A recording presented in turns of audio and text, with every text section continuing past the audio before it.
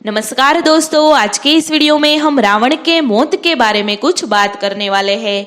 तो वीडियो को अंत तक जरूर देखें और हमारी इस YouTube चैनल को सब्सक्राइब जरूर करें, क्योंकि ऐसे वीडियो हम आपके लिए बनाते रहते हैं। बहुत लोगों को यह पता होगा कि सिर्फ सीता के अपहरण के कारण ही राम के हाथों रावण की मृत्यु हुई थी, लेकिन इसके पीछे पौराणिक कारण कुछ और भी है। आइए जानते हैं। यह उस समय की बात है जब भगवान शिव से वरदान और शक्तिशाली खड्ग पाने के बाद अहंकारी रावण और भी अधिक अहंकार से भर गया था। वह पृथ्वी से भ्रमण करता हुआ हिमालय के घने जंगलों में जा पहुंचा। वहां उसने एक रूपवती कन्या को तपस्या में लीन देखा। कन्या के रूप रंग के आगे रावण का राक्षसी रूप जाग उठा और उसने उस कन्या की तपस्या भंग करते हुए उसका परिचय जानना चाहा। काम वासना से भरे रावण के अचंभित करने वाले प्रश्नों को सुनकर उस कन्या ने अपना परिचय देते हुए रावण से कहा कि हे राक्षस राज, मेरा नाम वेदवती है। मैं परम तेजस्वी महर्षि कुशध्वज की पुत्री हूँ। मेरे वयस्क होने पर देवता, गंधर्व, यक्ष, राक्षस, नाग सभी मुझसे विवाह करना चाहते थे, लेकिन मेरे पिता की इच्छा थी कि समस्त देवताओं के स्वामी श्री विष्णु ही मेरे पति बने। मेरे पिता की इस इच्छा को पूर्ण करने के लिए शंभु नामक दैत्य ने सोते समय मेरे पिता की हत्या कर दी। मेरे पिता की उस इच्छा से क्रुद्ध होकर शंभु नामक दैत्य ने सोते समय मेरे पिता की हत्या कर दी और मेरी माता ने भी पिता के वियोग में उनकी जलती चिता में कूदकर अपनी जान दे दी। इसी वजह से यहाँ मैं अपने पिता की इच्छा को पूरा करने के लिए इस तपस्या को कर रही हूँ। इतना कहने के बाद उस सुंदरी ने रावण को यह भी कह दिया कि मैं अपने तप के बल पर आपकी गलत इच्छा को जान गई हूँ। इतना सुनते ही रावण क्रोध से भर गया और अपने दोनों हाथों से उस कन्या के बाल पकड़कर उसे अपनी ओर खींचने लगा।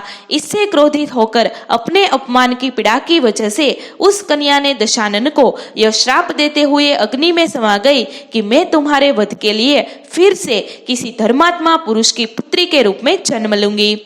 महान ग्रंथों में शामिल दुर्लभ रावण संहिता में उल्लेख मिलता है कि दूसरे जन्म में वही तपस्वी कन्या एक सुंदर कमल से उत्पन्न हुई और जिसकी संपूर्ण काया कमल के समान थी।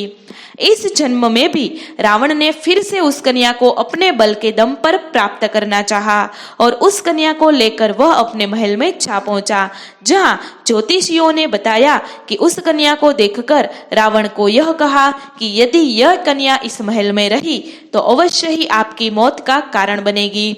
यह सुनकर रावण ने उसे समुद्र में फेंकवा दिया। तब वह कन्या पृथ्वी पर पहुंचकर राजा जनक के हल जोते जाने पर उनकी पुत्री बनकर फिर से प्रकट हुई। शास्त्रों के अनुसार कन्या का यही रूप सीता बनकर रामायण में रावण के वध का कारण बनी। शास्त्रों के अनुसार आश्विन मास के कृष्ण पक्ष की 10वीं तिथि को भगवान राम ने रावण का वध कर अपनी पत्नी सीता को उसके चुंगल से आजाद कराया था। तभी से दशहरा बुराई पर अच्छाई की जीत का प्रतीक मानकर मनाया जा रहा है। इस दिन रावण सहित कुंभकर्ण और मेघनाद के पुतलों का दहन किया जाता है। राम ने अपनी पत्नी सीता के अपहरण के बाद युद्ध में रावण का अंत कर दिया था। रावण के अंत के साथ ही रामायण का महाकाव्य समाप्त हो जाता है, लेकिन बहुत ही कम लोग जानते हैं कि केवल सीता के अपहरण की वजह से ही रावण का अंत नहीं हुआ था, बल्कि इसके पीछे उस पर लगे 6 श्राप भी थे। रावण की मौत के बाद भगवान राम ने मंदोदरी को विभीषण की शादी का प्रस्ताव दिया था। उन्होंने समझाया कि विभीषण के साथ मंदोदरी की जिंदगी बेहतर रहेगी, लेकिन मंदोदरी ने इस प्रस्ताव को अस्वीकार कर दिया। कहा जाता है कि इसके बाद एक बार भगवान राम सीता और हनुमान के साथ मंदोदरी को समझाने के लिए भी गए थे।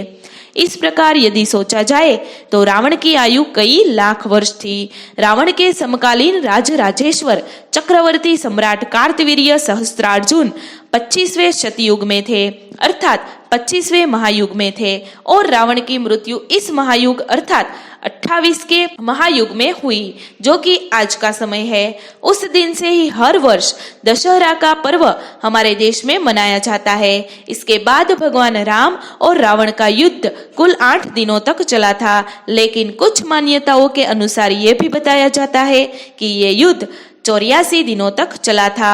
रावण ब्रह्मज्ञानी था, उसे पता था कि केवल भगवान राम ही उसे मुक्ति दिलवा सकते हैं, इसलिए वह भगवान राम से युद्ध में लीन हो गया और उसने अपने परिवार और वंश का भी नाश कर दिया।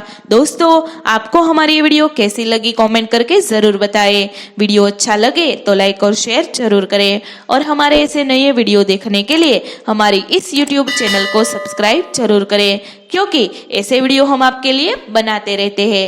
जय श्री कृष्ण।